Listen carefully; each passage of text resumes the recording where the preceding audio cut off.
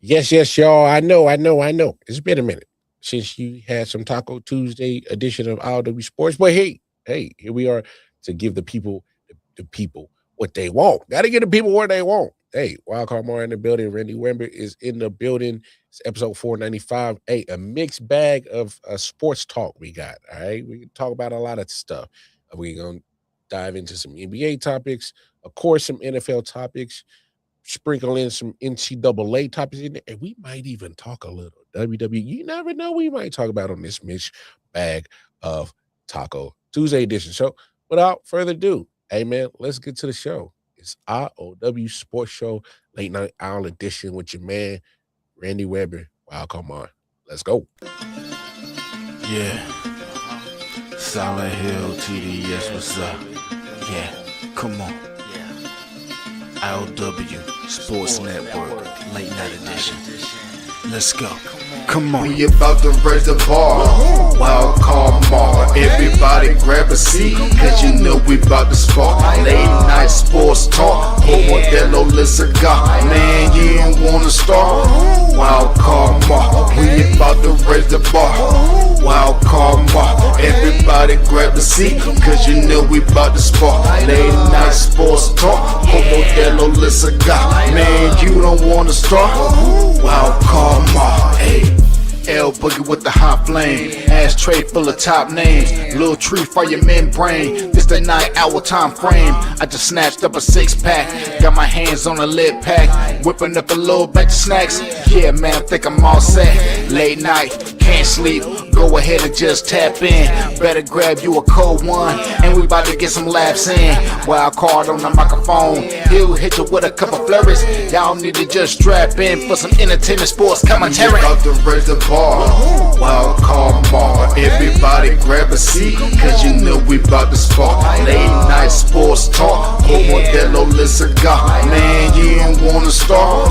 Wild card Mar. We about to raise the bar.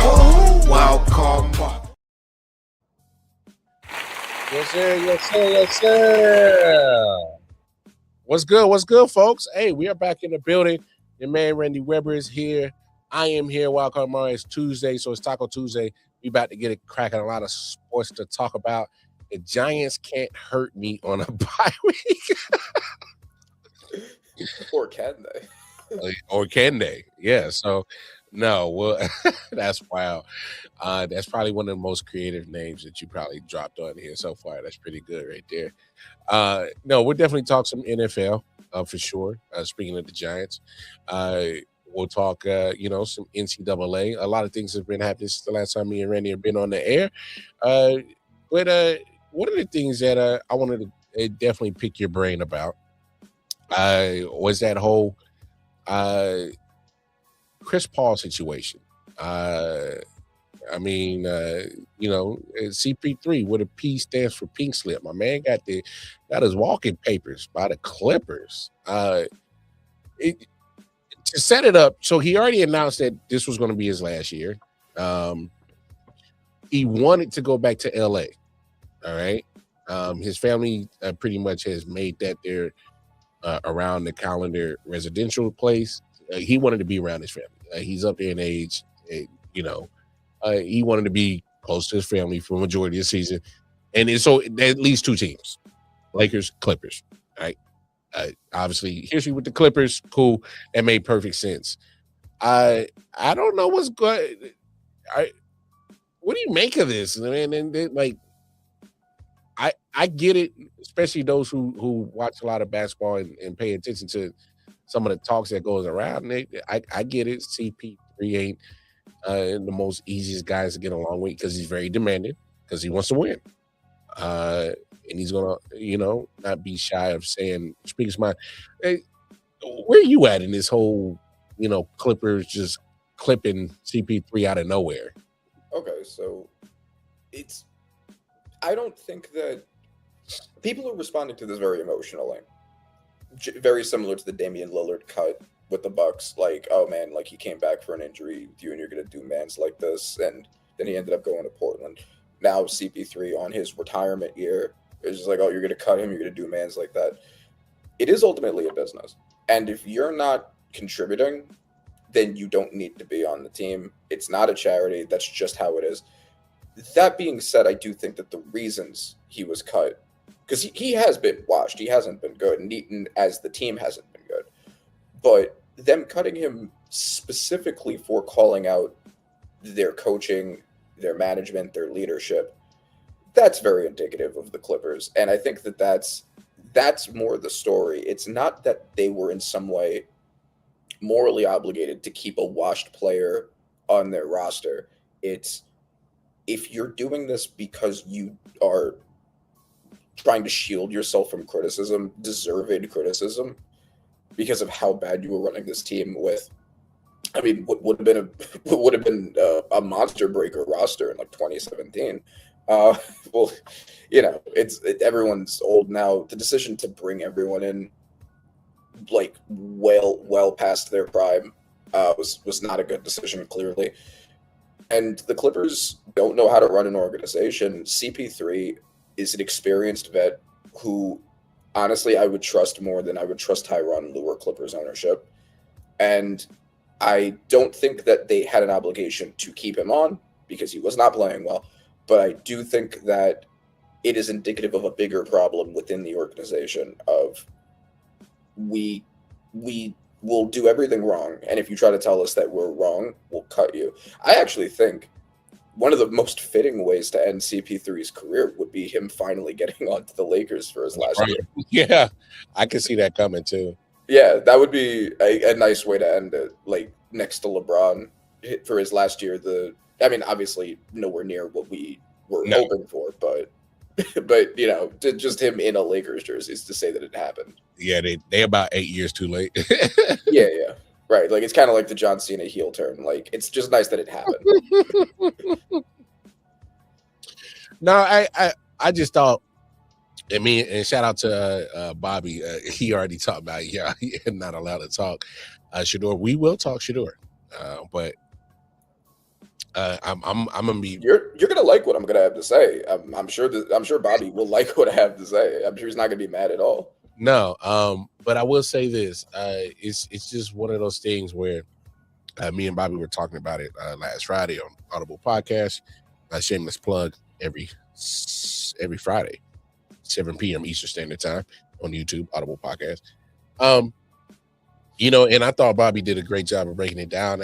Look, I get it. CP3 is going to be a little bit rough around the edges. He's going to call out people, but it's always in the nature of trying to improve the team to make it better to win, because that's what he wants to do. He wants it, knowing that this is his last year and knowing what CP3 is. He's like, this is my last opportunity to get that chip, man. I kind of want it. and that's definitely not happening on the team. No. That's not happening with that team, with the Clippers. They're just not good overall as a whole team. I mean, we kind of talked about it going into the NBA season.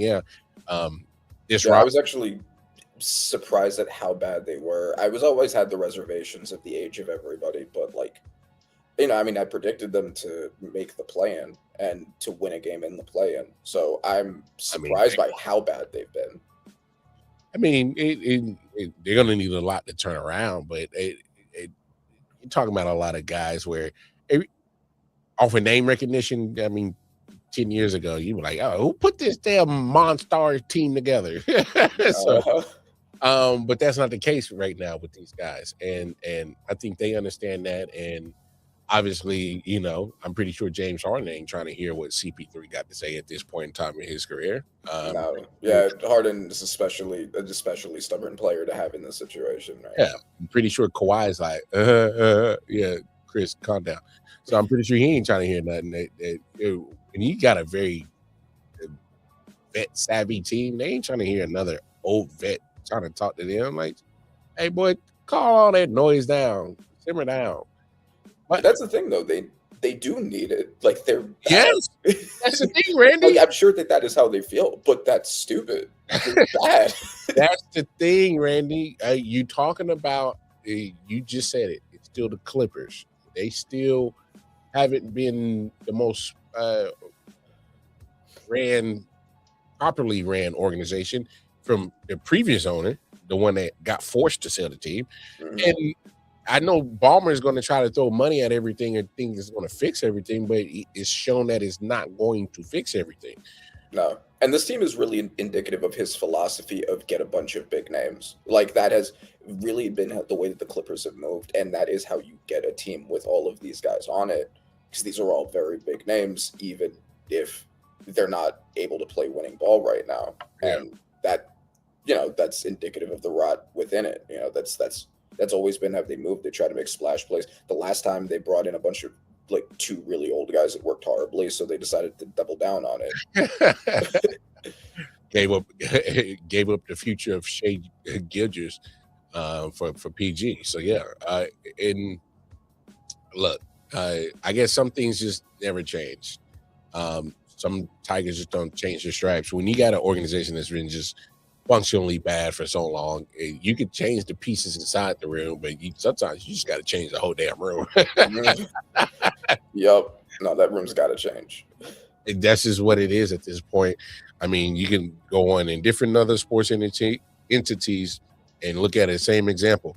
The Raiders. I don't care what you say about the Raiders. They're just poorly ran. You got to change the whole room. It don't matter. Look, the Pete Carroll thing ain't working. All right. It don't matter. And we're talking about a Hall of Fame coach in Pete Carroll.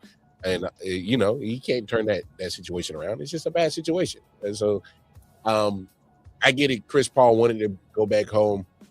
I kind of question why to go back to the Clippers because I just thought the future was more in with the Lakers. But at the same time, you got Luka and LeBron who pretty much act as the point guards.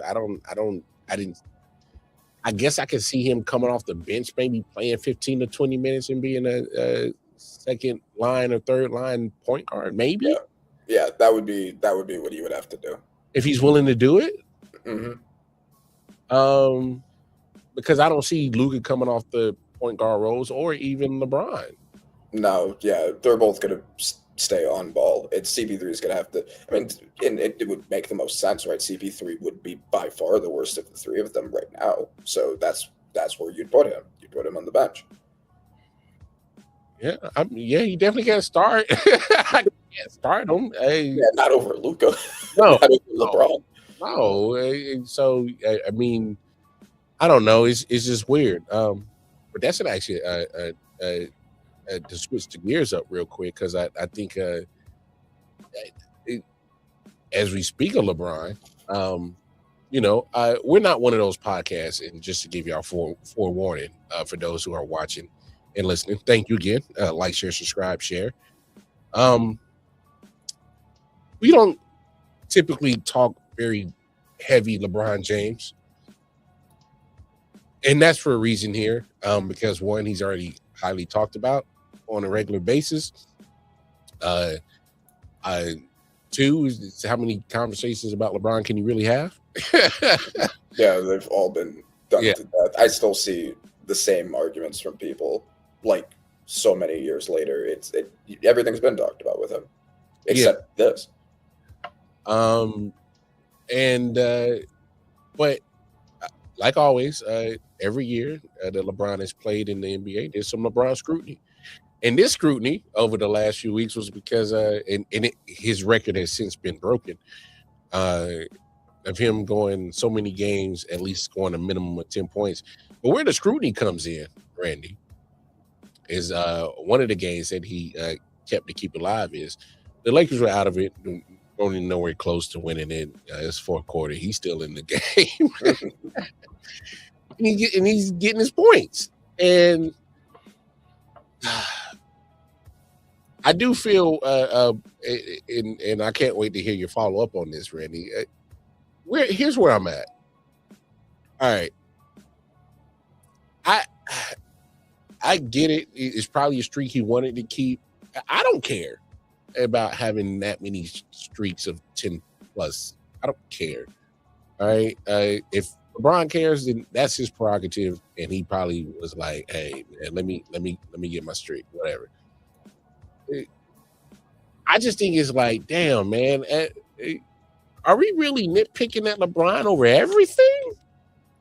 Yeah, I mean that's what people do. Where I'm at. Yeah, no, LeBron is for some reason, and there are things you could point to and be like, I don't like this thing about LeBron, like no party, like a Diddy party or whatever. But like as a basketball player, the visceral reaction that people have to LeBron, I've never really understood. I've largely chalked it up to like, well, Michael Jordan was their GOAT, was their idol, and they hate anyone that's coming after his throne, similar to Mahomes and Brady.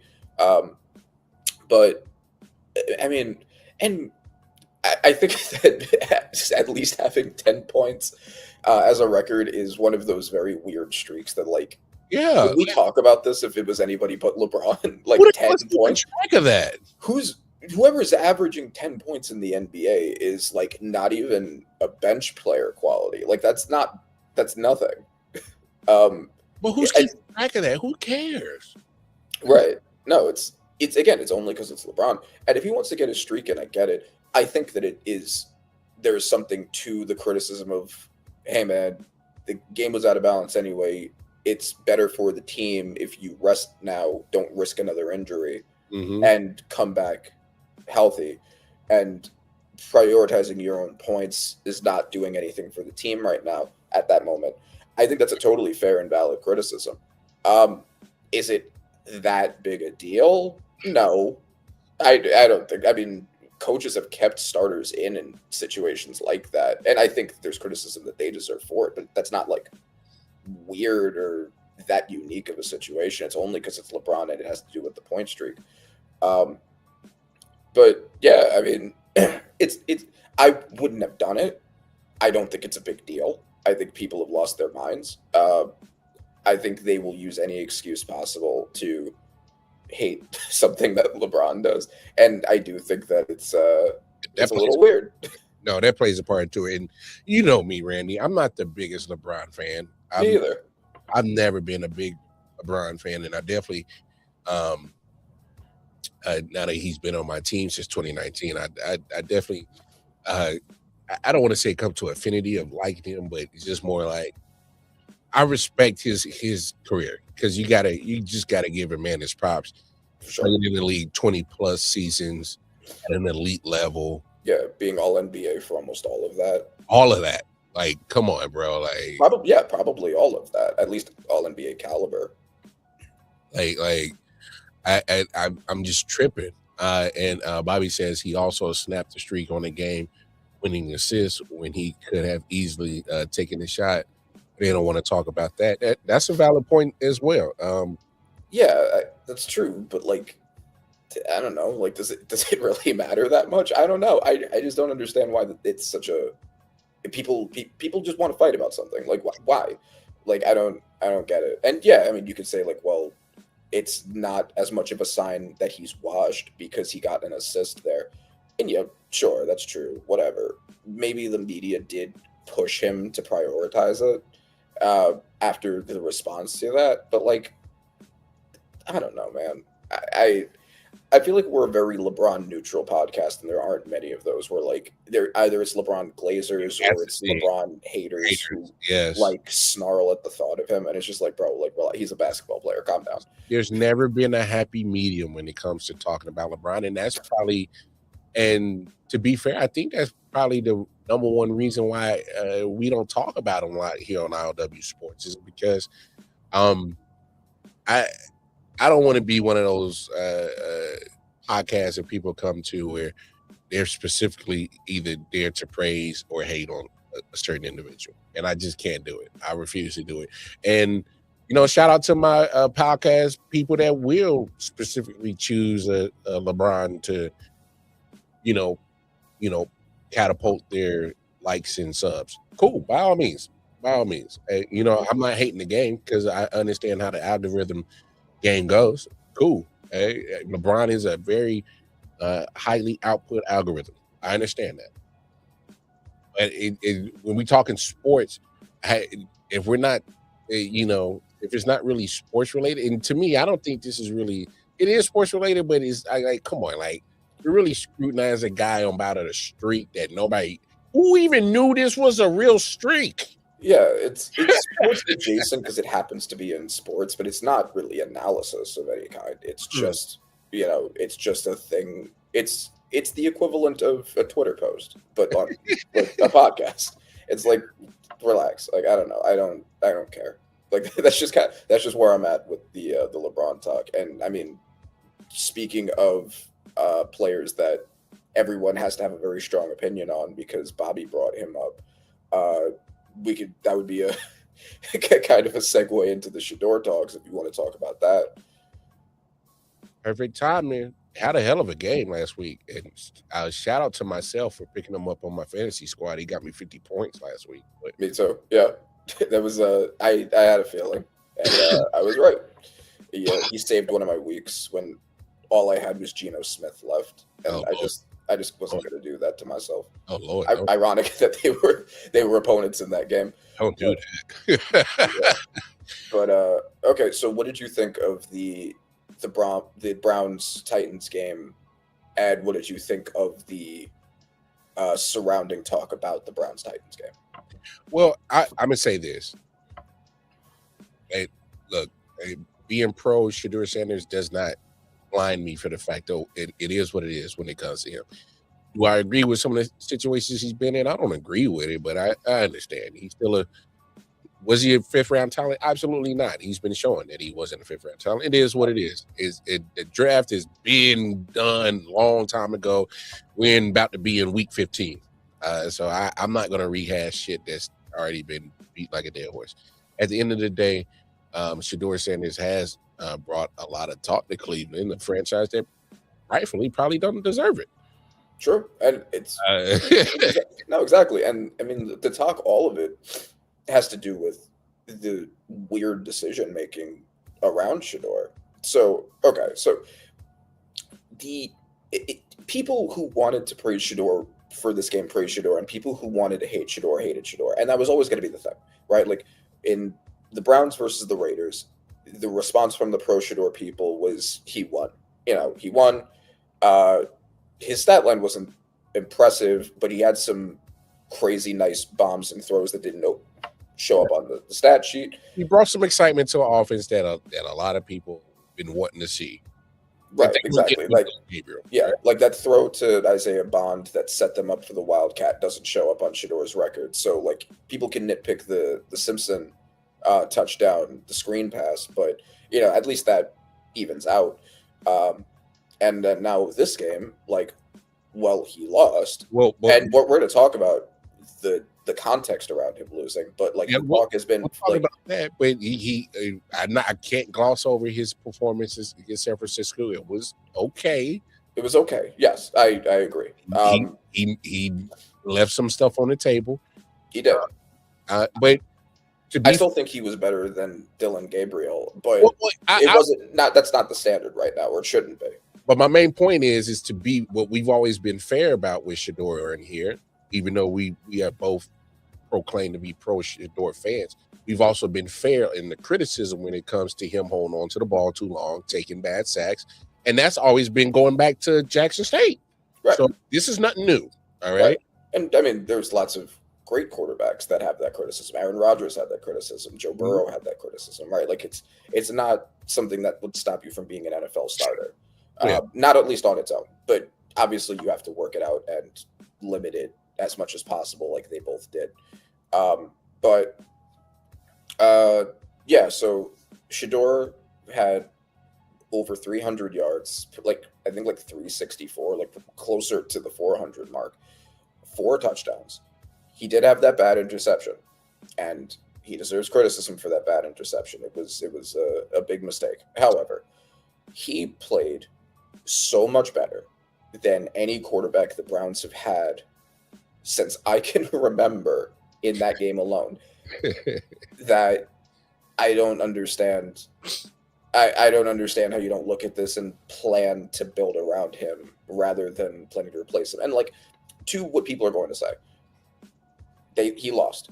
He lost, and it was against the worst team in the NFL. It was against a team whose only other win this season was a win that the Cardinals basically gave them. And is it that impressive to look good against the Titans? Well, it is when the Titans, who have been a bottom 2 offense in the NFL, averaging about 15 points, put up 31 points on the heads of what's been an elite defense so far, with the Depoy and D-Roy favorites on the defense, with someone who might break the sack record on the defense. What was been the bottom 2 offense in the NFL put 31 on that defense, which is not something that Shedeur has any control over.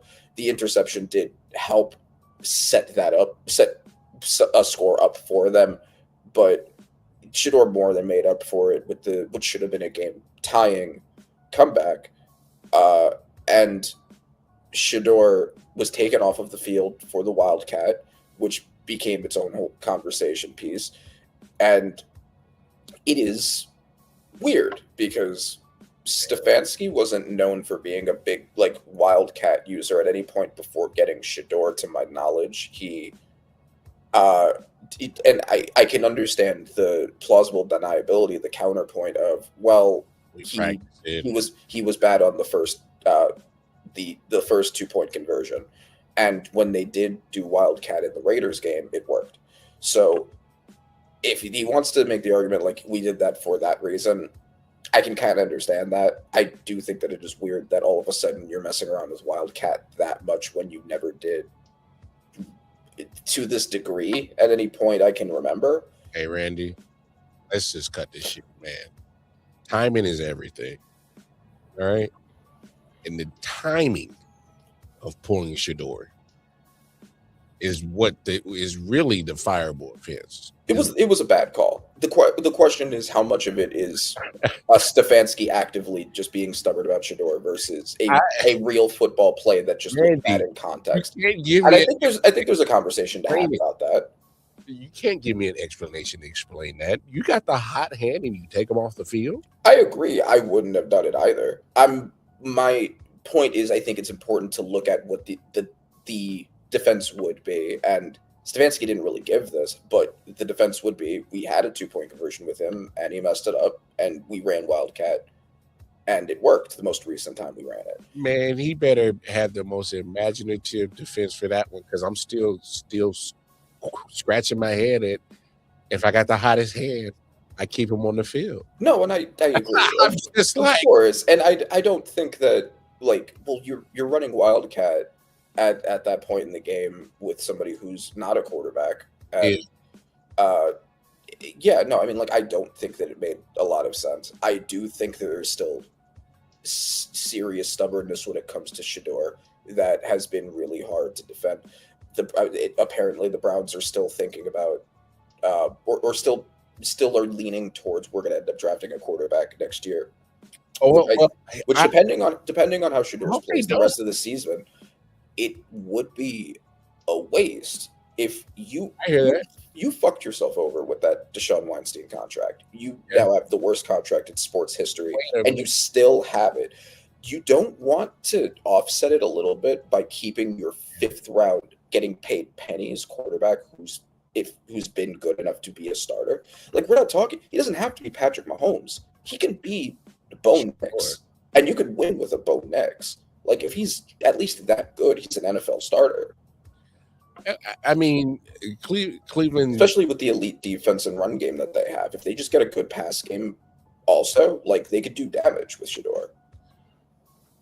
I'm with you, but if there's anything that has been proven with this franchise, is what you should do sometimes isn't necessarily what they think they should do. Right. Look, I'd have been, me personally, I think Shedeur is your quarterback. Obviously, you're going to try to find a way to finally get off of that Deshaun contract. You said that Deshaun Weinstein? Yes, Deshaun Weinstein. Yeah, that took me out when I heard that. I was like, whoa. Yeah, and they can't get out for that contract. There's even talks that they might start him next year just because they're so financially tied, which would be insane. But again, it is the Browns. I mean, it's a fully guaranteed contract, so at some point in time, that money, either you use the guy or you find a way somebody to take over the contract, and no one's going to do that. It has negative value. Nobody's going to take that with everything between him, how expensive it is, how bad he was with it, his injuries, and all of the PR concerns of bringing him on. Like, it would be insane for any team to look at him, even the ones that need quarterbacks. So they're stuck with him. So look, I don't. I hear you. I think your plan is a common sense plan. What a common sense person would think of. Hey, the guy's showing pretty well. They just announced that they're going to let him finish out the season. So he gets the Bears, who defense is solid, but they are one of the best in taking the ball away. So he has to protect the football. Yeah, if he ends up with like a bad interception stat line, like that's gonna hurt his chances for sure. Bills, who in my opinion, I don't think their defense is that great. They definitely that actually might be a Quinton Junkins game because they're pretty terrible against the run. No Adam in the middle, right? But I don't think anyone expects him to win that game. But if you just do it against their defense, like, that helps. If you get Quinton going and get that play action going and get him moving up the pocket, pretty much having the run game dictated and just have him make a few throws, less than 30 attempts, that might be a solid game for him. Mm-hmm. Pittsburgh, whose defense is non-existent this year, so there's an opportunity to get right there. Mm-hmm. And then you got Cincinnati, who we know about their defensive woes. They can give up some points and some yardage. So looking down the stretch, I mean, honestly, this next game against Chicago, well, for me, in my opinion, is going to be the one because if he can keep it clean on the turnover point, because they're number one in the league at getting the ball defensively. So they're going to test him right there.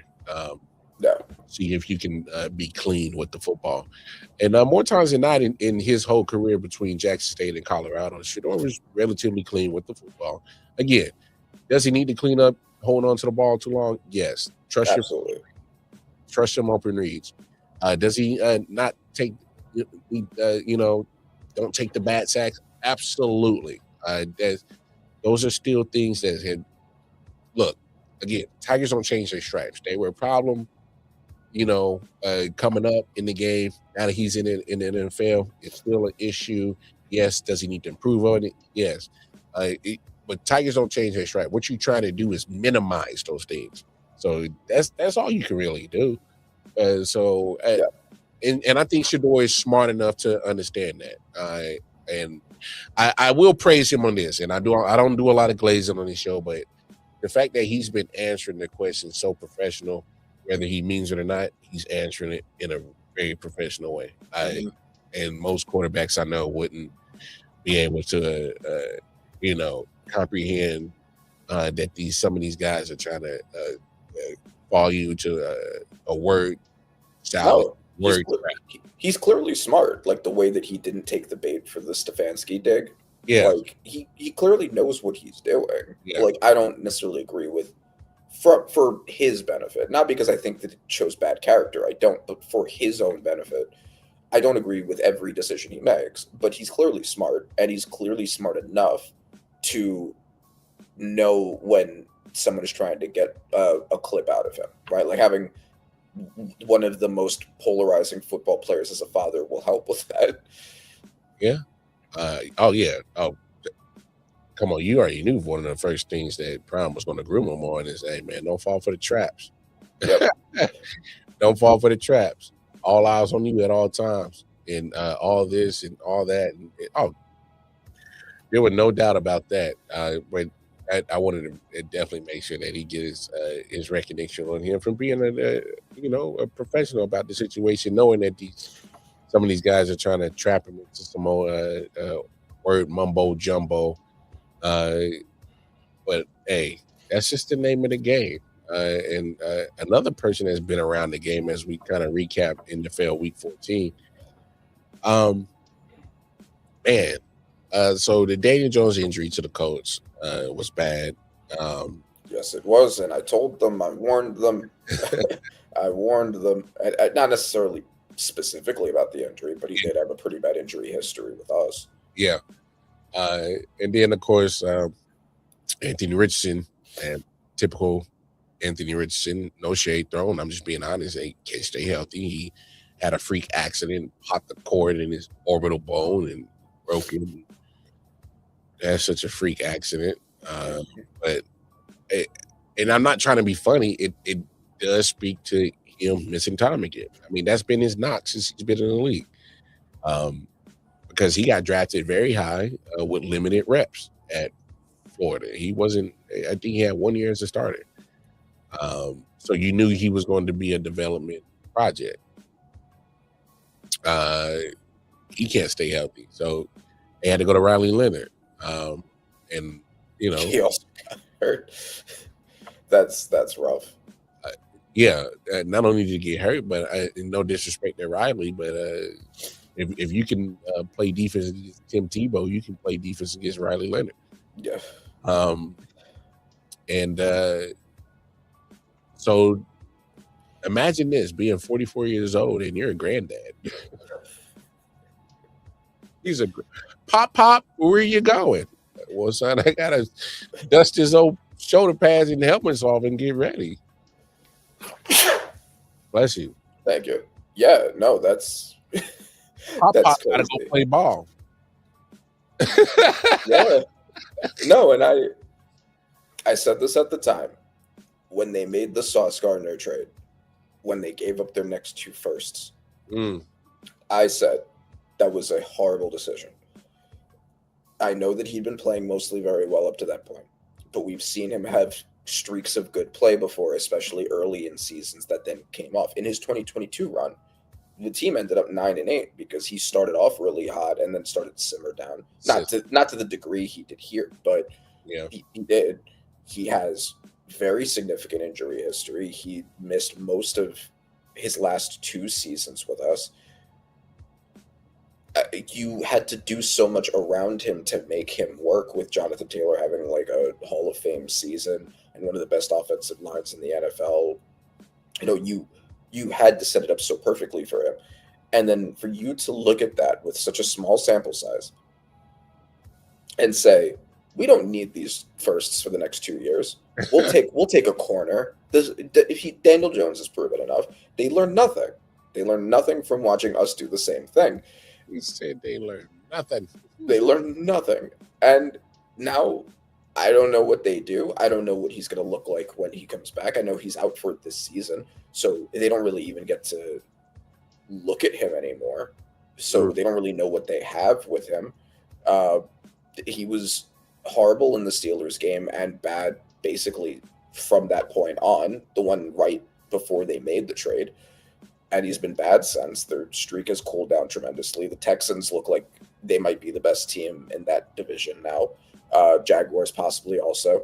And, you know, he might now you're stuck with him. I don't know what you do now. It's just, you don't trade 2 firsts for any non-quarterback. It's just not worth it. And Sauce also with his big injury, which, you know, you can't pick that hindsight's 2020, but like, it's just not worth it for a corner. Yeah, the Colts, an injury bug has put a huge halt to how that season has went for them. And they had a commanding lead over the South, and now it's at a point where they're fighting to even just stay in recognition to a playoff spot. Unless you, I'll preface my last statement, like, unless you already have a star quarterback. If you're and I mean, not that either of them have necessarily played like it consistently, but if you're the Bills or the Ravens, I think if you're doing a trade like that, it makes some sense. They both needed the defensive help. They both are not going to need those first. They're going to be late anyway. They have the quarterbacks, etc.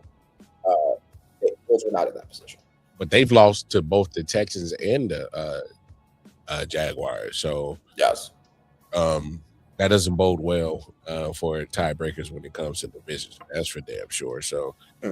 I don't know. It's crazy how quick that division turned around that quick. A 44-year-old Phillip Rivers, man, pop gotta go suit up, baby boy. I gotta go. Right. I am very curious to see what he'll look like on the field. That is crazy. I mean, I don't. Obviously, I'm not around Phillip Rivers, but I mean, we do know he stays relatively in shape because he got all them kids, so he get his hunch on. That's Yeah, for sure. So that's true. that's a form of workout. So he It's the only workout he's had in quite some time, right? But certainly hasn't had reps.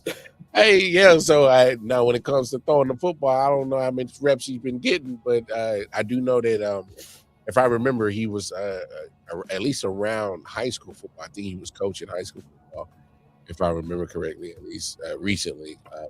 So don't quote me on that, but damn, and you're getting to that point, you got to get pop off the couch.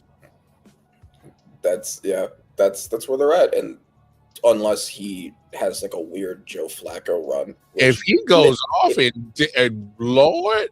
If he and it look also like Joe Flacco, even in that Browns year where he looked ridiculous off the couch, like, well, that he had at least been in the NFL.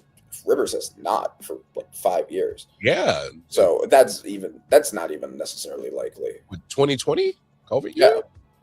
And he looked horrible the last time we saw him.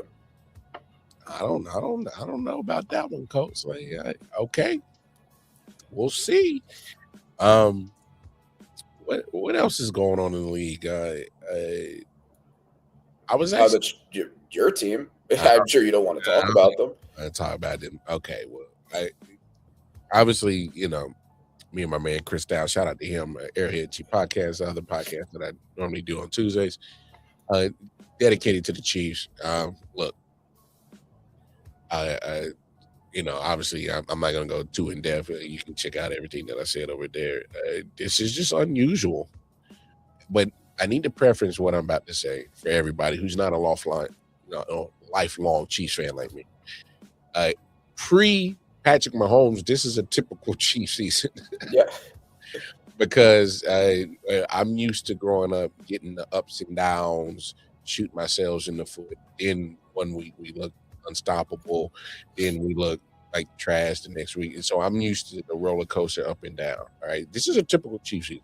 Yeah. Now, since getting Patrick Mahomes, this is not a typical Chiefs season where we got literally the people who you normally depend on are usually the ones that are shooting ourselves in the foot. And I'm not going to use injuries as an excuse because it's week 14 just passed in NFL. Everybody beat the hell up. That's not an excuse at this point in time. So, look, I think it's a little complacency going on in this organization because I think it's more than players. I think it's just an organizational thing right now. Complacency. They've been at a lot of Super Bowls, won some, and I think they're starting to get to that complacent part in their run where it was like, we got Patrick. We've been to Super Bowls. He'll get us there. And it's kind of like... Right. The players and teams that do this kind of regular season, like just sitting, and then they wait for the playoffs to turn it on, your Jimmy Butlers of the world, your Jamal Murrays of the world, Tim Duncan some years. Like, it doesn't work because you need the seed. Like, it's not the regular season doesn't not matter. You need the seed. You need to get there in the first place. Like, you can't just coast. Like, yeah, last year they coasted insanely well, but that's not sustainable. And Patrick Mahomes, and I'll preface this by saying that I think to the people who are saying like this is like it's insane damage to Mahomes' legacy, he'll never reach Tom Brady now. Like, that's ridiculous. Tom Brady missed the playoffs some years too. It didn't happen often, but yeah, and having a streak of 7 years where you don't get eliminated any earlier than the AFC Championship game is unreal. That's ridiculous. Yeah. So for it to end in year 8 of his career, that like we have to be realistic. Like, we're comparing him to somebody who also missed the playoffs some years. Like, stop it. But that being said, Mahomes does not look like Mahomes this year. He's had individual games where he's looked phenomenal, but he's been on and off, not very consistent, and not always against really good defenses either. Like, yes, he's had drops. The receivers have gone back to dropping the ball. But even if you look at his like adjusted numbers, where they factor that in, they still don't look very good. in a Well, lot of these games. I'll say this about Mahomes, and I've never been shy to give him the real and uncut criticism. he sucks at throwing the deep ball. Absolutely sucks at throwing the deep ball this year for sure. I don't know what's going on. For him, that was his like magic card, especially when he had Tyreek. Throwing the deep ball was nothing for him. I don't know what happened. He's been throwing some. He's either overthrown or underthrown this year. That's been his thing. Now, is he still capable of making the plays? Of course, that's still damn Patrick Mahomes. But where the problem lies with him is, even if you're watching the game Sunday night, and I get it, that's a good defensive front. That's a good defensive Houston Texas team. And only thing you can ask for is for your O-line is to hold up. And I thought the O-line held up pretty well for the Chiefs on Sunday night. And there's just some times where Patrick Mahomes, he gets antsy, doesn't trust his squad. And I don't know if that's the case. I'm just, that's just what it looks like because he's not stepping up in the pocket and being firm and letting it rip. And he's trying to always throw off platform, and that's not going to do it every time. And what do you think of the decision for Reed to go for? Oh my God, I absolutely. So here's the thing. There's nothing wrong with being aggressive, but there is a such thing as a coach trying to be too damn smart, and they kill the momentum. Now, granted, Rashee Rice, you got to catch the football. Granted, because if he catch that football, we're not having this conversation. Right. But the fact of the matter is that your defense has been pretty much pitching a shutout in the second half, been dominating the second half, being just as competitive as a Houston, Texas defense. And it's 10:50, 10 and a half, at least 10 and a half minutes left in the quarter. Why are you putting your defense in that situation? And why are you putting your offense in that situation? You're not even at the 40. You're at, I think at was he at the 30 or the 35 or something like that? Yeah. You're deep in your own territory, and you got that much time left. You play the field position. You don't give them a short field because your defense has shown that they can't move the football on them this whole second half. Yeah. No, it's I totally agree. I had the same thought. Like you're playing against a team that has an elite defense and a bad offense. You can hold that offense up. Yeah. You're like, I don't know why you would make it so easy for that offense at that moment. That is kind of crazy to me. And yes, also like your receivers had been dropping passes the whole game before that. I get that, Randy, that they were dropping passes. But the fact of the matter is you saw the offense start getting in the rhythm because they started playing off how the defense started dominating. So when you literally put your offense and ask them to go make a play, I thought that was wild is because they haven't been showing that they can make the play or be the one of the team to lead the spark.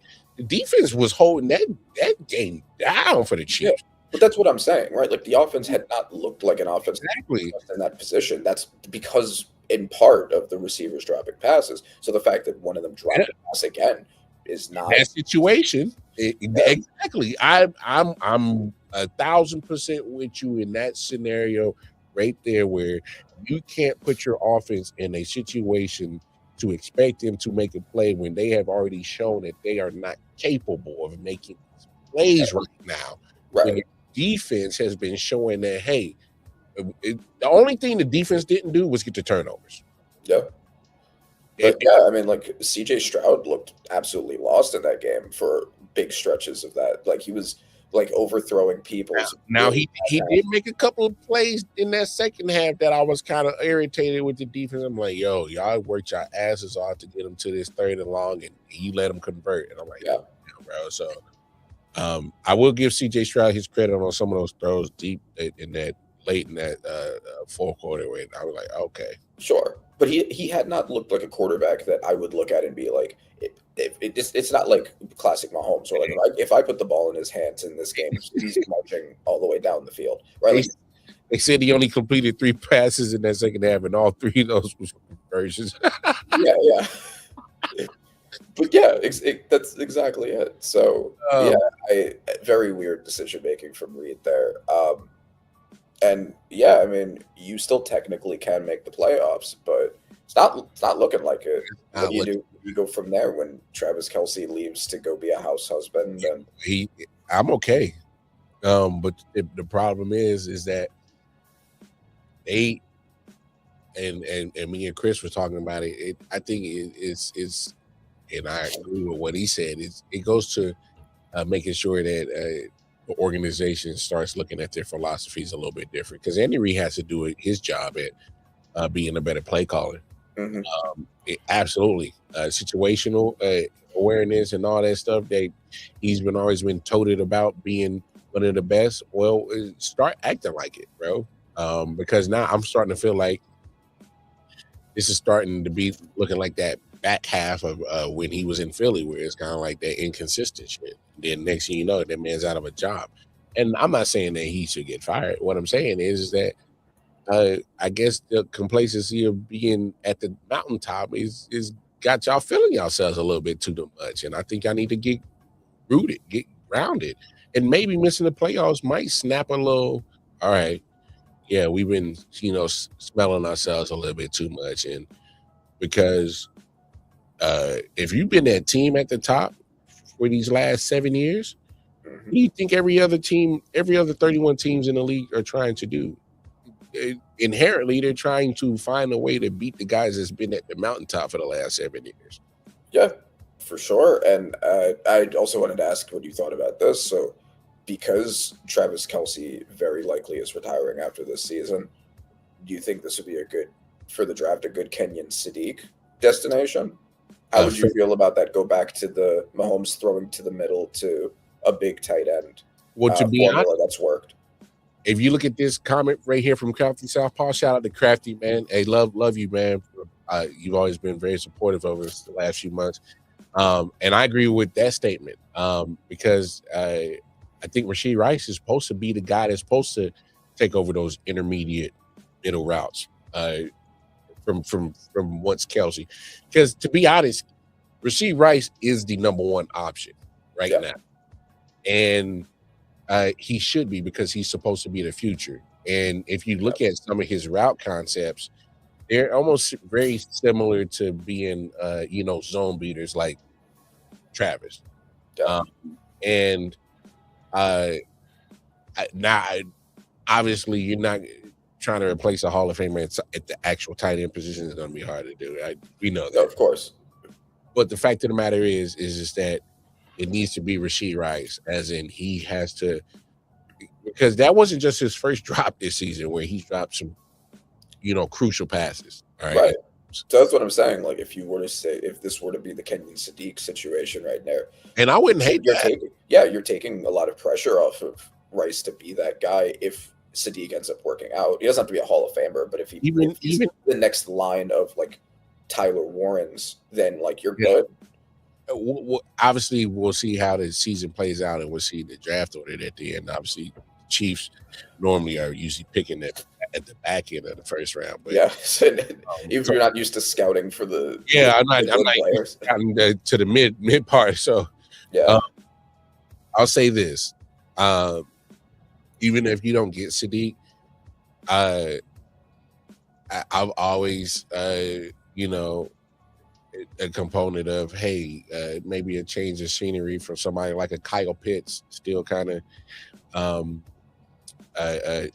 obviously age-wise, it's still in your factor as a team and a player, where he's still relatively young and he's really got NFL experience. I'm just saying, I'm sure with his production, he probably will be relatively cheap, and exactly your play callers for using him are going to be much better than the ones he had in Atlanta.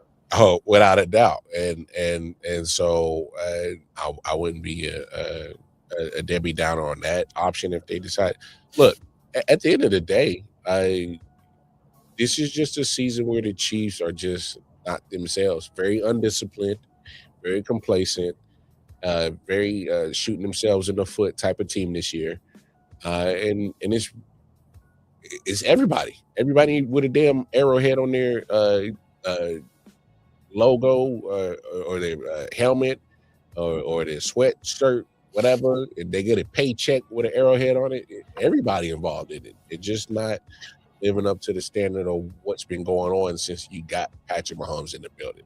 Do you think this season for Josh Allen for the Bills is a Super Bowl or bust season now?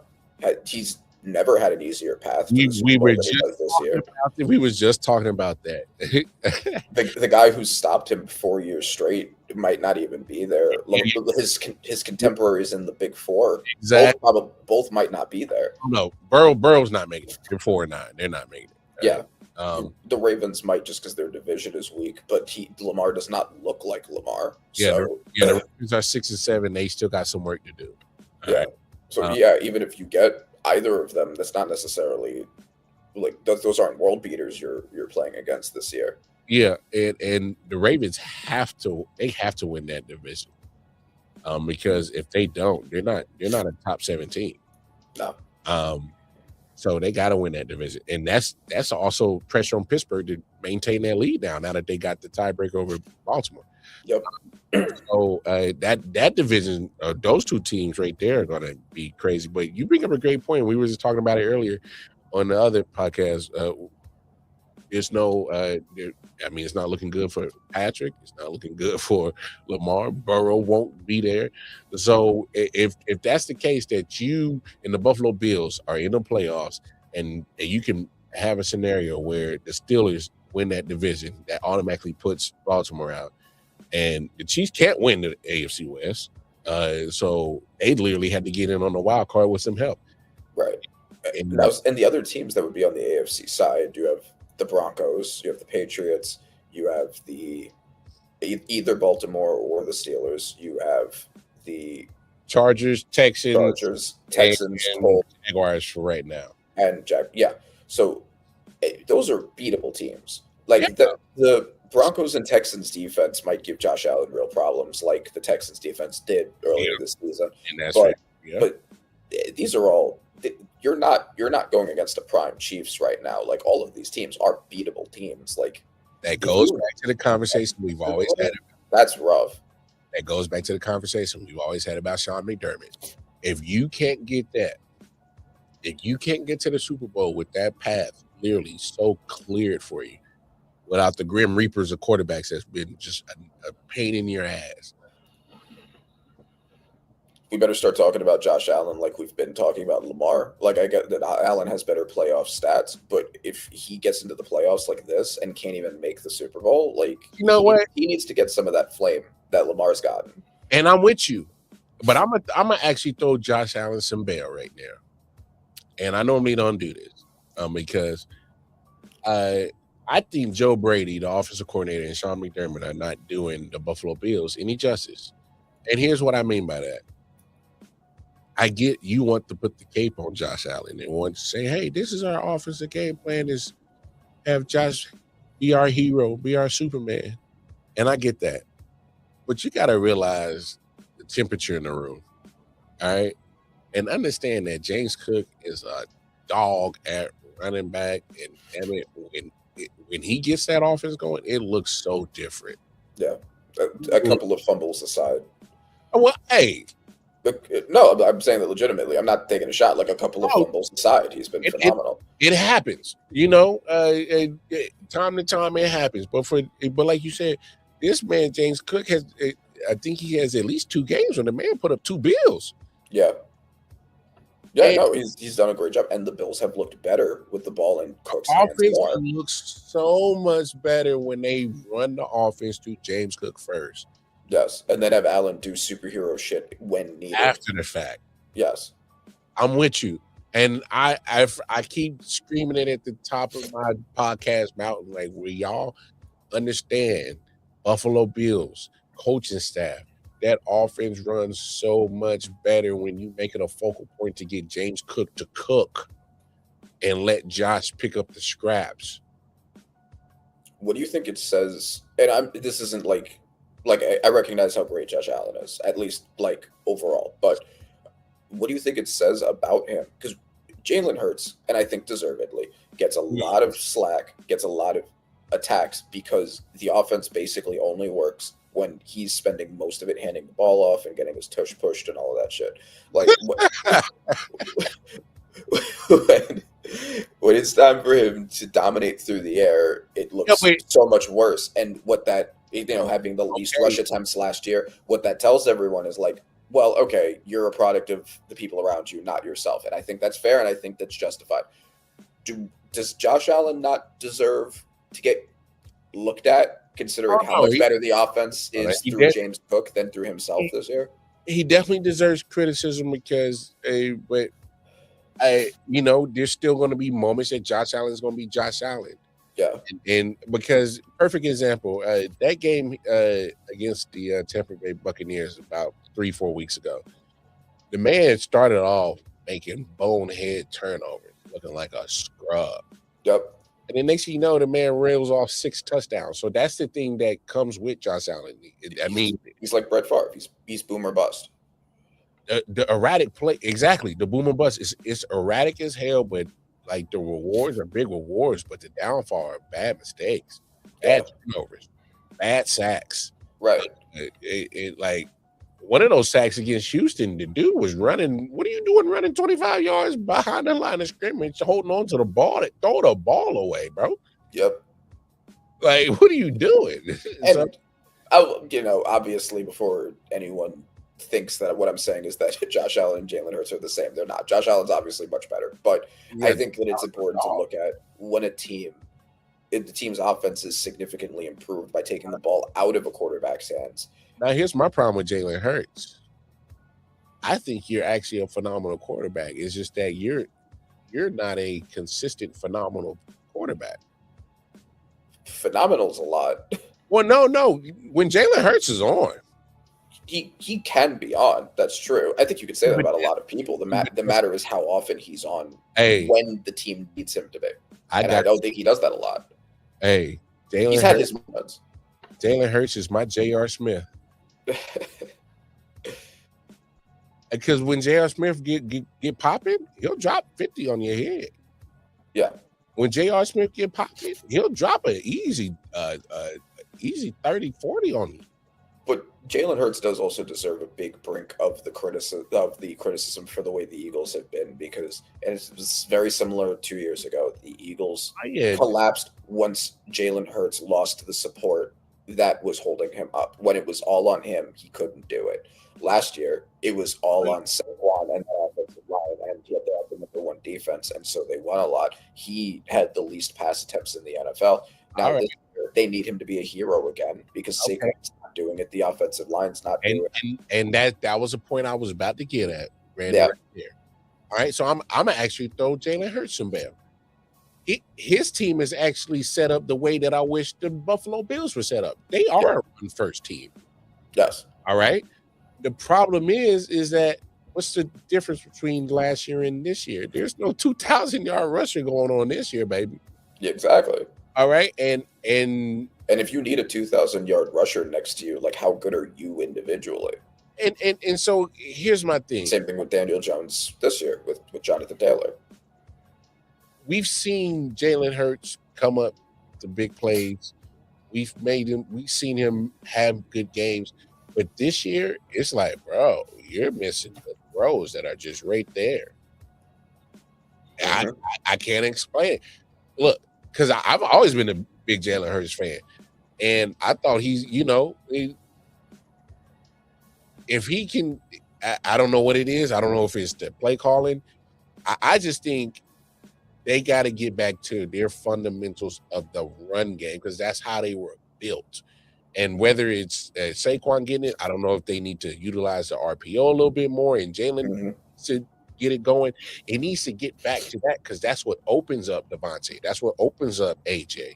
Yeah. That opens up Dallas, is because now when you have a threat of, I got to stop either Jalen Hurts or first and foremost, I got to stop Saquon, because Saquon's still capable of still breaking one. Yeah. No, and I mean, that's why he won the Super Bowl, because like he had a great game, but the defenders were all in the box trying to stop Saquon. That opened him up for sure. Yeah. So I look, I just think, and from some of the Eagles people that I know, of that fan base, you're not happy with Kevin Patullo, but at the end No, of the day, I think it was it him or that someone put a bat in his house? Was that him or was that Schottenheimer? I remember hearing that story. hey, they not a fan of bro. I heard they egged his house. Yes. Yeah, Schottenheimer was the bat one. The eggs one was Patullo. And look, I mean, that's just what the Eagles fan base is right there. That's not saying a coordinator's never deserved that, but yeah, yeah, yeah, and that's a true point right there, Crafty Southpaw. I will say that, which is also what we just said about Josh Yeah. Allen. yeah, because he's had his fair shares of OCs as well, and I know he's had a couple of years with Joe Brady now, but it's kind of like I don't know what I don't know why they changed the philosophy of what they were trying to do in Buffalo. Just you literally should be Philly, as in get your run game going. But Jalen Hurts is just not accurate this year. He's just not, and we got to call a spade a spade. Any other year, I'm like, yeah, Jalen Hurts, because I value winning, and he makes the plays when it matters for the most part. Right. But that throw last night, It's a lot like it's to compare. It's basically a Bo Nix situation, right? Like you have an elite defense, and like, do I think that Jalen Hurts is better than Bo Nix? Yeah, but you have a situation where you have a defense and an offensive line making your job as easy as possible. You're not consistent, but you make the plays when they matter most. yeah. And It's obviously you could win with that. They did win with that, but but it's tricky when you enter spells like this where you need a quarterback who can step up and be the guy and carry the team on his back. And Hurts has never proven that he can do that. but any other Mahomes done it. Allen has done it. Yeah. Burrow did. Lamar did it. Hurts is just not that caliber. Stafford did it. Like he's just not that caliber of player. Oh my God, I just have a hard time, especially when it comes to Philly. I don't know if they could beat Green Bay with that offense. That defense is too good. Yeah. If they saw the Rams again, the Rams should have had that game. Yes. I don't know if they could beat the Rams right now. I don't even know if they could beat Seattle. And that's the thing. They probably will make the playoffs just because of the division they're in, and I don't think the Cowboys are going to catch them. I think they theoretically could. That's very unlikely. Yeah, but you got to have a complete collapse for Dallas to catch them. But having a little bit of a collapse. I mean, I get it. The Bears and Chargers are both good teams. It's not, but they lost to my Giants, and I would like everyone to remember that. I don't know. It's tough for me. But like, if they get into the playoffs, which I think they probably will, who's the team that you're just like, they're going to beat this team? Maybe the Panthers if they squeeze their way into there. Like, then yeah, I would pick the Eagles. But outside of that, I don't. If Baker is still hurt and playing like he did this past week, then sure. Maybe Tampa. Yeah, that's about it. But because as of right now, they would face San Francisco, and they should beat San Francisco, but a lot of teams should have beaten San Francisco. That's what I'm saying. I don't know. Like San Francisco, for them, for all the injuries they got, they scrappy. Yeah. And that's true. They got that Shanahan coaching doing the lead there. Magic. If you end up getting the 49ers and you don't beat them, like, you need serious changes in that locker room. And I don't know what they do with AJ Brown.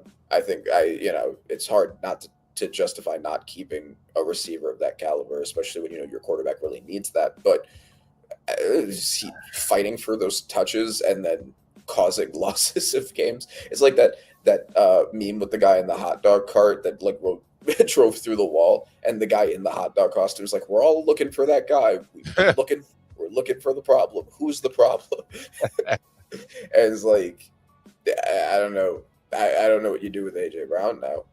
And I don't even think that's a conversation. I just think y'all better have a conversation, have a sit down talk with whoever needs to talk to who and work this thing out because AJ ain't going nowhere. If I'm GM, Yeah, I'm sure he probably won't, but it's something they have to think about. Like, how much of a haul could you get for him? You still have Smith, and somebody would literally have to literally call you and say, "Man, I'm willing to do this right now for AJ." Yeah, willing to give 2 firsts, yeah, or a first and another good wide receiver to put. You were like, say what? Yeah, AJ, man. Yeah, I know what I said last week, but homie just offered me this. I gotta take this. You also could just ignore him. Like, I don't. This is the weirdest part about this whole situation. Yeah, but, well, I don't know why. Well, hold on. If you're Petula and you've been winning, you've had a team that's been winning, yeah, because you've been running the ball. Why do you care if AJ Brown is pouting? Why do you care if he's tweeting? Like, just ignore him and run this strategy that's been working. If he doesn't like it, then like, oops, you're under contract. Like, I don't understand why they have to change their offensive scheme to appease a guy who just wants the ball more. If you know it isn't, especially after the first game they tried it and they lost. Yeah, and I'm glad you brought that up because that's what I was kind of really leading to. I'm like, cares what he says. I mean, I don't think he's really being disrespectful. He's just saying something that I think probably most fans would say, like, "Hey, we don't look the same on offense." That's pretty much all he's been saying. And also, I want to get the ball more. Well, I mean, hey, as a fan, wouldn't you want AJ Brown to get the damn ball? It hasn't been working. They, like we both said, it's best by far as a run first offense, and they were winning when they were a run first offense. AJ didn't have the touches, but he still had second team All Pro like the past 3 seasons with the Eagles. Like, he needs to, like, he hasn't had the yards that other guys have had, but like that's because Jamar Chase with the Bengals, like, well, he needs to throw the deep ball constantly. His defense is giving up a ton of points all the time. Like, you're just not in that situation. And if you care about winning, then you have to be like, look, if running the ball leads us to winning, like, I'll gladly take my like 50 yards a game and shut the fuck up. Like, I mean, look, the man has pretty much only one season where he didn't get 1,000 yards. All right. So he's used to a certain amount of production. His lowest output is 869 yards on 105 targets, 63 receptions, 5 tutties. So that's his floor. Yeah. Right? Was that with the Eagles? No. That was his 3rd season in Tennessee. Okay. But other than that, the man's been putting up 1,000 yards minimum and at least a minimum of 5 tutties. So, and we're talking about a minimum of 80 receptions. Yeah. My fault. At least 50. So regardless, the production has always been there with AJ. I get it. He wants to be involved. So I'm not hating on his method of trying to wake up the offense and make sure that he gets involved. And if I was Devontae Smith, I would want to get involved in that too. But end of the day, for me, he's already on pace to surpass that floor. He has 800 yards this year. Yeah. I mean, he has less than Smith, but like, who cares, bro? You're gonna pass 1,000 this season. Yeah. Hey man. Hey, he wants to be part of that getting the dub. There's a difference between and I understand that conversation of wanting to be involved in but what do you value more? Do you value your stats in the dub or do you just value the dub? I value the dub. I don't care. No, of course. And I think that's where the philosophy might butt heads with him and Jalen Hurts, because Jalen Hurts has never really given a damn about his stats. Yeah, no, that's true. And AJ Brown also, and I can understand the reasoning of, look, these stats are a big part of my contracts. I'm going to ask for a contract extension if I have a bunch of like sub 1,000-yard seasons. Yeah. That hurts me. I understand all that. That's not the offensive coordinator's job to worry about. It's your job to worry about. It's the offensive coordinator's job to worry about running an offense that can win games. Yeah. Would it be different if you had like an elite quarterback who, when passing the ball, makes the offense better? Sure, you don't. Like, do your job. That's just how it is. Like you're not going to win in this situation, and that's not your fault. It's the situation you're in. But if a strategy works, you use that strategy. Mm-hmm. Now I feel that. What else has been going on that happened in week 14 that I thought was crazy that I wanted to talk about? I was actually quite upset with Joe Burrow giving that game away Yeah. to the Bills. Yeah, that was, and he had looked phenomenal up until that point, and just collapsed at the end. Just terrible. Chargers. I'll give some props to the Chargers. I know it didn't wasn't the prettiest, but damn it, that man Justin Herbert is an Iron Man. I don't know how the hell he's doing it. Banged up, still gutting through it. Offensive line has been ripped to shreds. Yeah, doesn't have a running back to support him anymore. No, Amari Hampton came back. He came back the other night. Right, yes, but like for the most of the season, he has it. Yeah, Kamani Vardal actually has been pretty solid. I don't know how the Chargers been sticking around, but here they are. Yeah, he's had what's been a pretty decent receiving core for the first time since having Harbaugh. Right, like nobody expected it. They didn't really draft for it, but they have like a pretty decent group of receivers now. Their tight end has looked good. Quentin Johnston is one of the players. Matt is still there. He kind of had a drop off, but he's still solid. Like this, I mean, I don't think this team is going to do anything. And not even just because of the track record, just because the offensive line is that bad. But they got a good core. They get their tackles back next year. That could be the year for them. And I don't know. Maybe I'm buying into Jim Harbaugh. I don't know. The guys, he's getting them to play. He's clearly a very good coach for sure. We talk about fireable offenses from Kevin Stefanski for pulling Shador. Here's another fireable offense. Dan Quinn, why the hell was Jayden Daniels out there? Yeah, that is crazy. That's a fireable offense. What are you doing? He's been injured, like 4 times this season? That had to leave the game. Just help me out. Why was he out there? I couldn't tell you. Like you were 3. You think you're going to make the playoffs? Like what is the logic? I don't understand. You're 3-9 now, 3-10. Why is Jayden Daniels out there? I mean, that's what I thought with Jackson Dart too. But like, this is even more egregious than that because at least Jackson Dart has been able to play games for the most part. Daniels has been torn to shreds, and they put him back out there. Hey, did we forget that this is? Remember when he was in the game against Seattle for no damn reason? Yep. Hurt. What? So, this is 2 fireable offenses from Dan Quinn. Your future, that's supposed to be your future at quarterback in the game. That's clearly in no way going to turn to your W column. No way. Yeah. No, and it's. Yeah. I mean, I think that he will probably be late to be fired just because he brought them to the most success they've had in. I don't give a damn about that shit. No, I get it, and I would probably make the similar decision as you, but I don't see the office being like, look, we haven't been relevant since the '90s. You brought us our first really good season since then, but like, bye. I don't know. I just don't see them doing that. Maybe one more year of being bad would be enough for them.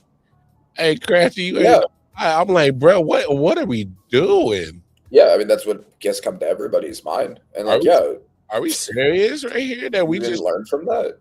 We just trotting Jayden Daniels' fragile ass out here in a no-win situation again. What does winning that game do for the Washington Commanders? Hurts their draft position. The best case scenario is hurting your draft position for them. 3-10 looks so bad on us. We need to be 4-9. Oh, huh? Well, yeah. Why? What? Why is Jayden? I look. I'm thrilled that my team is the first overall pick. Like, I don't know what everybody's problem is. I am not a fan. I am not a fan of calling for people's jobs. Damn it. Look, this is now 2 occasions right now in this calendar year that you have the jeopardy of what is supposed to be your future at quarterback in the situations that he can. And look, just like how we had the conversation about Shador, let's have that conversation about Jayden Daniels. I love Jayden Daniels coming out of the draft. I thought he was going to be an immaculate quarterback. He had a great rookie season, but I also was always afraid about the durability of his body because he always takes unnecessary hits. Yep. Yeah, he does. And here we are. He got very lucky that last season that wasn't really much of an issue, but it was gonna be an issue. And I get why they decided to invest in their offensive line with that in mind, but it hasn't worked. Whoa, crafty Southpaw. You say Washington, I raise you Atlanta Falcons. I know one of my weaker predictions because I predicted the Washington regression.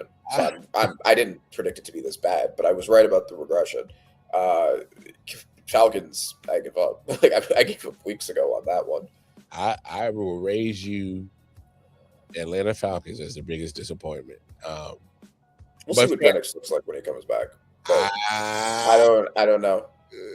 I would. Okay, let's have the conversation real quick. I never saw Michael Penix as a first round talent. Okay.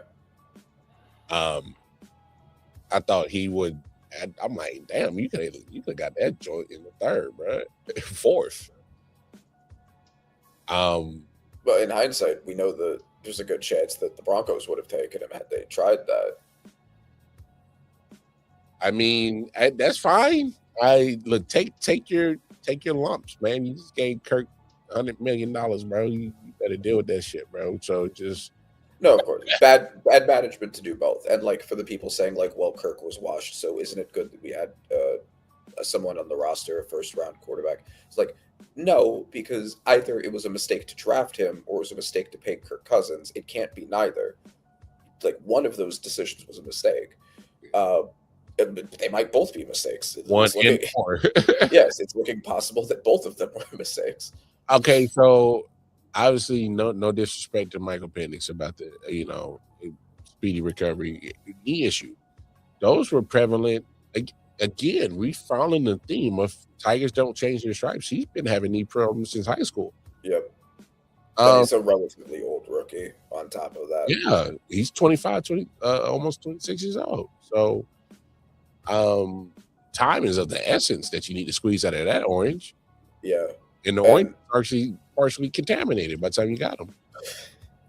And yeah. No, and I mean I'm of the philosophy that like if you need a quarterback and they may not immediately look like they're definitely a star, you take them anyway and you roll the dice. I think you have to because the draft has been wrong about quarterbacks so often. You know, Tom Brady was a 6th round pick. Jamarcus Russell was first overall. Like they're wrong all the time. Like just this year, Jackson Dart has been the best rookie so far, and he was taken late. So you never know. But I think that this might end up just being a swing and a miss. I think he had some flashes of good play.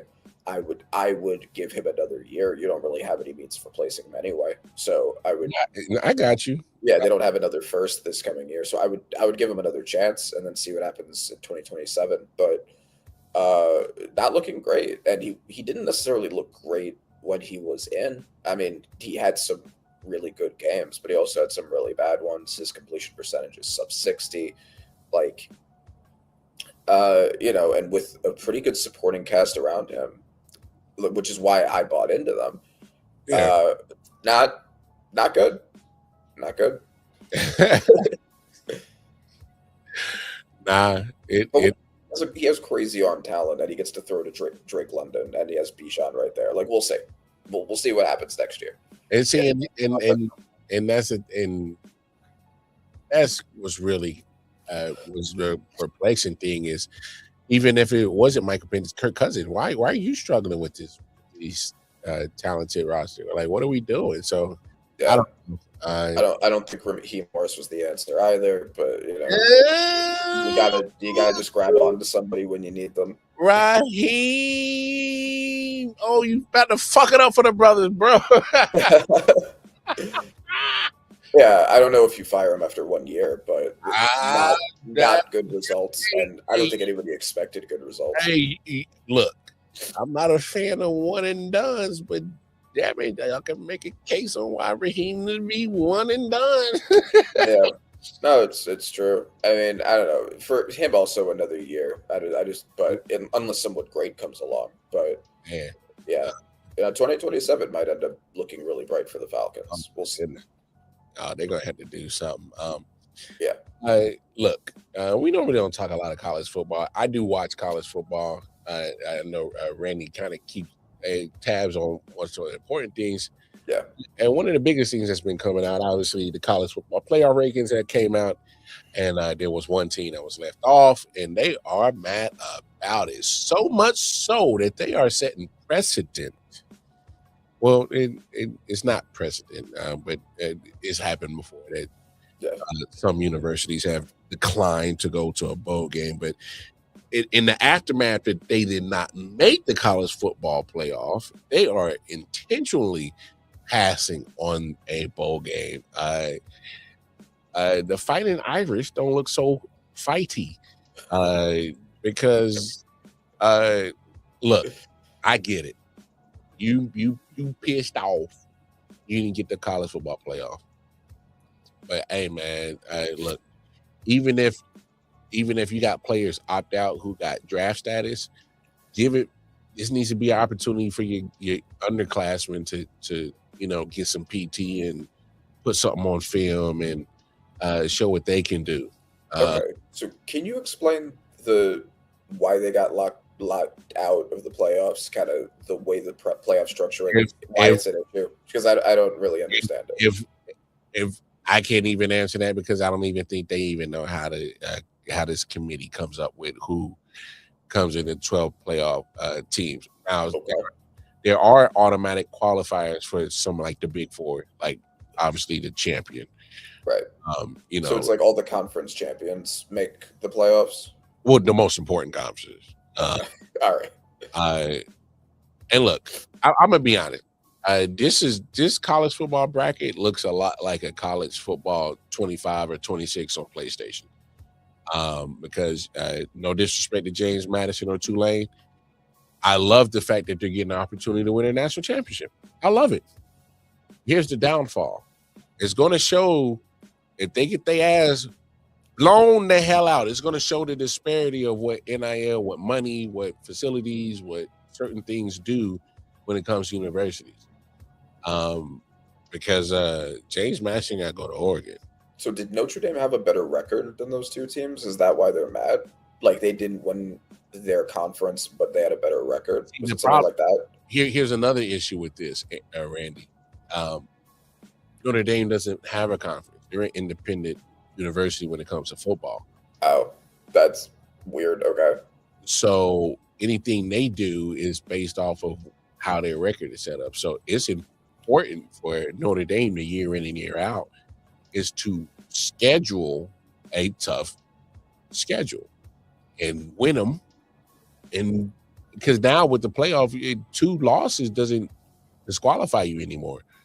Like back in the old days, where a ranking system and all that shit, you get 2 losses, man. You might as well call that season a wrap. Yep. So my thing is that if you're not scheduling ranked or tough opponents week in and week out, well, they don't have to do it week in and week out, but you need to make sure that you got some universities that's going to make a case in this situation that if I got 2 losses, but look at my wins, bro, and look at my losses. Those are quality losses. Notre Dame has to help themselves out. I know I've seen a lot of talk that Notre Dame should join a conference. Yes and no. And reason why I'm kind of stuck on that is because if you're in a conference and you're winning the conference championship, you have no reason, especially if you're part of one of these bigger conferences. You're in the ACC because they've been inviting you to come for years. if you win that conference, you're not stressing about this in the college football playoffs. You win the Big 12, you're not stressing. You win the Big 10, SEC, you're not stressing. So yes, I see why people say join the conference, you win the conference championship. It's pretty much an automatic bid. But at the same time, no. If you've been so independent for so long, and they've been independent in football for so long, and they've independently gone out, had their NBC deal, making all kind of TV money. If we really talking about if they really spent NIL money, Notre Dame could probably smack the whole NCAA football world up, because they've been eating off that NBC money for years. Yeah, crazy bread. And if they really, but the only problem is they're so rich into their tradition of Notre Dame being the Ivy League of the Midwest. They got academic responsibilities, and they're not letting you play on no 2.0. No, they need you at like I don't know what it is, but it's a higher grade point average that they want the athletes at. So their academic standards are not your typical standards for most universities. So unfortunately, that's going to cut off of some of your nut and Ray Rays who ain't got no 3.0. They scraping by with a 2.0 with hella tutors and hella help. Yeah. But they can 1 or 4 too, though. So, it's I get it why you're upset, but I just don't like the look of it, because it looks like you're pouting. Looks like you're bitching about it. Which I mean, they are. Oh, they are. But to just we're not gonna go to that bowl game, and don't do that to them underclassmen who've been sacrificing, getting their asses up 4 or 5 in the morning, probably morning practice before they even go to classes, and then they got to go to afternoon practice. Yeah, lifting. Nah, man, let them give them an opportunity to play, bro. Yeah, no, I agree. Like it's fucked up to hold them back over it. Like it's sports, bro. Yeah, they've been fighting to get into the NFL. Like that matters more than like that's corny, bro. That's corny, bro. I don't know why they, as a whole, I don't care how they came up with that decision as a collective unit, but they should reverse that. Because have some good pride, bro. If I'm being honest. So what you didn't get into the playoffs? But you know what? You guys started 0-2 on your schedule. All right. How about don't start off 0-2? How about you beat the team that they put in over you? Okay. So is that why like early losses hold? Yeah, it was week 1, and it was a close game. It was a close game, but Miami won. Yeah. And I get it. And, they're gonna look at Tulane. Yeah, they're the conference championship, but that's a weak ass American Athletic Conference. And then, James Madison winning the SBC. Who cares about them? I get it, but still, they did what they were supposed to do. Yeah. No. Yeah, for sure. So, I mean, it is. Look, the system ain't perfect, and it's crazy as hell. And guess what? It ain't never been perfect with college football. You can go to the BCS, and that little stupid computer that they had wasn't perfect. It had some little crazy algorithms and formula they just spit out. Oh, well, these 2 teams need to play. Well, how did you come up with that? The computer algorithm. They told us. That wasn't. Before they did the BCS. You were going by a poll of who should be in the national. It was the system's never been perfect. Right. Trying to get the national champion, and they talking about expanding this playoff. You're gonna keep running to the same situation. Somebody's always gonna feel like they got snubbed. Right. You move it to 16, where there's gonna be a 17th team that feel like they got snubbed. You move it to 24, there's gonna be a 2015 that feel like they got snubbed. Oh, everyone's gonna have something to complain about if they. Somebody gonna bitch them on about something. Yeah. So look, it's imperfect. It is what it is. You know how you avoid it? Win your fucking games. Yeah. Win your games. All right. I don't know if this might end up being the last thing that we talk about, but Yeah. I want to talk about it before we close out. Yeah, please. I know we don't normally talk about wrestling here. Yes. Glad. Hey, great minds think alike. John Cena is about to have his last match ever. What do you think of the John Cena year? What do you think about Gunther as being his last opponent? What are your thoughts over the whole thing? Obviously, look, I've never been a big John Cena fan, right? But I will respect his career. I kind of look at John Cena as I do in the same vein as LeBron, where I respect their talent, I respect their legacy, I respect what they've done. Not necessarily my cup of tea. Sure. And I'm explaining real quick. I probably explained it on this show before, but I was a big Hulk Hogan fan growing up as a kid. I think most wrestling fans were. Whatever happened this year, I'm not talking about that. That's a whole different subject. All right. But so we've already seen each of Vitamins, say your prayers type of character. And so when you grow up with that and then you get older, your likes change. And Hulk was still doing that bit. And it wasn't until he went to NWO that I'm like, all right, you're maturing with me. Yeah. And that's always nice, right? Like, it's always nice. Characters, art, music. Music's a big thing like that. You know who I think a lot about that? I think Tyler, the Creator, is a really good example of someone who aged with his audience. And yes, I think that's really cool when people do that. And fuck Hulk Hogan, though. But like... So my main point to bring that up to say this is that when John Cena came, Dr. Thugonomics was dope. All right. When he did the whole rapping bit, came around the same time that Eminem was hot with the whole 8 Mile movie. And so it caught fire. And I thought it was dope.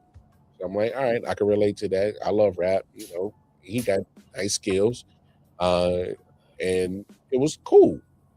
And soon as he won it, they changed his character and to a different version, a very colorful version of Hulk Hogan. Each of Vitamins say your prayers. It was just hustle, loyalty, and respect. Yeah. And so that's how a pure good guy, like like absolutely pure, no gray area. So for the generation, there were areas where there were gray area theoretically, but like by accident, like they didn't mean yeah.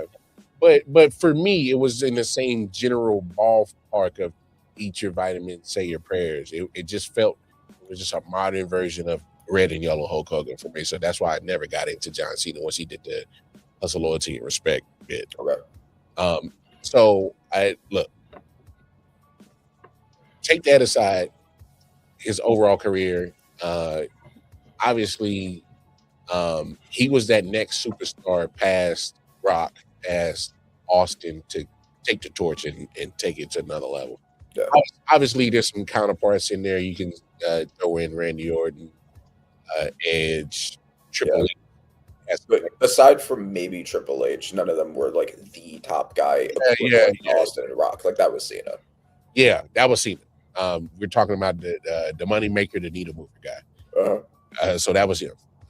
Sitting at the top of that merch sales, and if they had I guess algorithms like a hashtag, he'd have been at the top of that too. So regardless, I've always respected of what John Cena has brought for wrestling. Obviously, us as wrestling fans, we know that there's certain individuals that can take the sport of wrestling outside of the niche crowd, which will be us, and make it something that casuals can get into. All right. That's what John Cena does. All right. He brings the casuals into our world. All right. Because he does the outside things like the movies and the SNLs and all that other shit, the commercials. Yeah, for sure. So I will never hate what he has done for the growth of wrestling. So I've always respected him for that. I always respected his career. I just, I just couldn't do a version 2.0 of Red and Yellow Hulk. I was just like, What do you think of his retirement year this year? I think I don't know if it'll ever come out. I think it was a lot of pivoting this year, and Yes, uh, some hits and there were some misses, for sure. for sure. I'll be honest. How I really feel about this last match, I I want to reserve my judgment until after I see it, but I'm actually a one of the only people that might say this. I was actually okay if they would end his career with that feud with Dom. Okay. Uh, and blowing that match up and being okay with letting him walk away with that. I get the idea. Let's have a tournament, quote unquote, to have my last opponent and let him earn it. And, but it's cute that you set it up like that. I just think it was because it's been a lot of pivoted because they really had no direction of that heel turn. Yeah. And the crowd just didn't allow it to happen. I mean, they pretty much took it over. They still was cheering and we love you, Cena. Thank you, Cena. And all of this is because of the fact you announced your retirement. And there are a lot of things this year that I think were just thrown on because it's like, oh well, John Cena's leaving and he's dead set on never ever wrestling again. Let's make sure he gets the IC belt. Let's make sure he gets the 17th championship. Let's make sure he gets all this and that. But the fans knowing that you're leaving, and a lot of these fans are the ones that you were their red and yellow hope to them. So they're going to eat this shit up. So yeah, I think that I'm one of the few people who thinks that it's been more good than bad. Personally, so I grew up with John Cena also. I grew up with John Cena because, I was young. Like I was a 90s kid. Yeah. Like I was born in the 90s. And the 2000s were when I was watching wrestling. And he was a guy. I was also a big hip hop fan. So I loved the hip hop character. And, I connected with him on that. I was never like a Cena hater when he started being like colorful, for lack of a better description. But like, I was always kind of like, I guess, lukewarm on him. I wasn't one of those people that was chanting "Let's go Cena" or "Cena sucks." I just, I liked things about him. I didn't like others. Whatever. Yeah. The only time I really felt that way was because I was a huge Bray Wyatt fan. When he was burying Bray Wyatt, that's when I was like actually angry with him. That was basically it. I think that, and also like when he beat Brock Lesnar on his return, because that was bad. But I think that I haven't been watching wrestling regularly like in a while now. I've really only been watching for the Cena stuff and like a couple of other things just because I want to, it's Cena's last year, like, it's big. And I think it's more good than bad because I'm glad that we got the Cena heel turn. I think he did a really good job with the Cena heel turn. The problem was the stuff working against him, like involving The Rock. I think most of these problems could have been alleviated by just not having The Rock be involved. Because it was just no direction of it. Like, where y'all going with this? Well, that was part of it, right? Like the match at WrestleMania suffered one because Cena looked very washed, which he hasn't since. So I'm not sure what happened that particular night. But also because everyone expected The Rock, that story, to be tied into it, and then Travis Scott showed up, and it was like, what the fuck? And it was horrible. But the heel Cena character of you hated me for so long. You don't get to just turn around as I'm on my way out and pretend like none of that ever happened. I think that was a good direction for a heel Cena character to go in. Like, it ties into real life. It does make sense. I think, once they had to pivot and immediately turn him face to fight Cody, I thought that was where, like, it really got derailed. But the match with Cody was great. He's had a bunch of great matches since. The match with Randy Orton was really good. The match with Punk was great. The match with AJ Styles, oh my god, AJ Styles was phenomenal. Oh, no pun intended. No cap. I love when them two get together, bro, on some real fanboy wrestling shit. I think that could have been his last match. I I'd would, been I okay would not with have been that, too. unhappy. I'd have been okay with that too. If anybody that deserves to retire John Cena, it'd have been AJ Styles for sure. I'm with you on that. Yes. Because it was phenomenal. All pun intended. Just fuck that now. That I went back and watched that match a couple of times after that shit went down, bro. I was like, yo, this shit. It was so good. It was so much fun. It was a great, like the story felt like a last match, right? Because we went through Cena's whole career. It felt like a bookend, a crescendo. So they gave it to us because the fans asked for it. They said, "Oh yeah, here." Exactly. I don't mind that pivot, but you know, it either has to just be a damn good match as that was, or it has to turn to a story that's gonna make a damn sense. And so, some of these pivots, I'm just like, And I like that I think that the Gunther match is going to be great because the Gunther is great in the ring. You know, Cena has worked his ass off to make this year work outside of the WrestleMania match.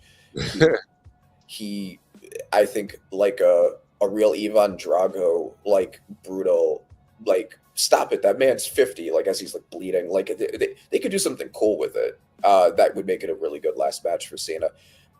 I don't know if I would have picked him because just on the basis of you either use this to readdress a memory or you use it to build a new star. And I don't really feel like they're doing either. Scooter's almost 40. He's already been a world champion. That man's had a belt around his waist for damn near 80% of his whole WWE career. That man ain't hurting for shit, bro. Right, exactly. Gunther doesn't really need it. I'm sure the match will be great. I would have loved. You said it right there. Me and the homies said that. We were like, bro, this man had the belt around his waist for so often. This man don't need to retire, John. This is crazy. Yeah. No, and I think what I would have liked to see is if they had done a rehash of the U.S. title open challenge with the Intercontinental title and had him drop the belt to whoever retired him. I would have loved to see Obafemi be the one to do it, but like do like an NXT only, like the way that Sami Zayn and Kevin Owens did. Like, so you're addressing a memory and you're also building the future new star. I would have liked that. It doesn't have to be the way that I would have done it, but I'm sure the match is going to be great. I'm absolutely going to watch it, and it'll be great. It's crazy that it's not the main event. I keep hearing that it's going to open the pay-per-view, and that's insane. Like that's the only thing. But overall, I would say I would give it a B of a retirement tour, which isn't what Cena deserves. But I think people have hated on it a little too much. I like that he got the Intercontinental title to finish that out. I just don't like when people win the title just to like a week later give it back. I would have just given it to whoever beats him in his last match personally. But I would give it a B. I think that it's been mostly good, and I'm glad we got heel Cena, and I think that he did a mostly really good job, even if the booking had issues around him. Oh yeah, because I actually thought he actually did pretty well as a bad guy. It's just like, man, the direction of it, and then they just rushed. They completely bailed on it once they figured out the crowd was like, no, we're gonna still cheer for you, motherfucker. Inherently, like, it's not necessarily a reason you have to turn him back. He was getting booed most of his face. Yep. Like you can't tie that into the story. But like now the audience finally likes me now that I'm telling them to fuck off. Like I think you could do something cool with that. It might be a little complacency, laziness going on in WWE. Yeah, and it was definitely rushed, right? Like they hit some good points, but they rushed them to get it into one full year. Because I think Rocky even admitted after he was like, "Yeah, we had no direction with this shit." Like he just wanted the heel turn for the moment, and WWE has done that a lot. They've booked things for moments rather than ongoing stories, and there have been times where it's worked. There have been other times where it doesn't work. This is one of the things that, like, if you were going to do it, you should have had a plan before the year started of where you were going to go with it. Yeah, no doubt. And not include The Rock.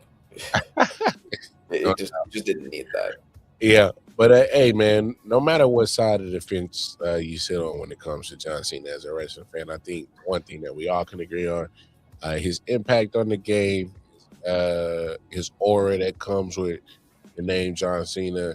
I can't deny it.